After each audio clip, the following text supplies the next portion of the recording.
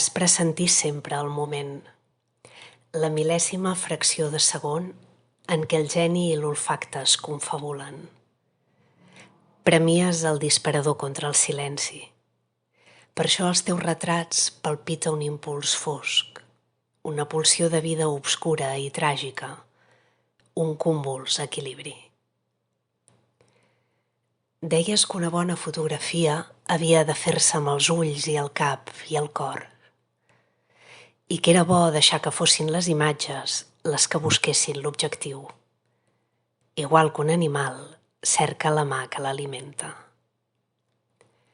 Les teves lents han congelat una part grisa de la història.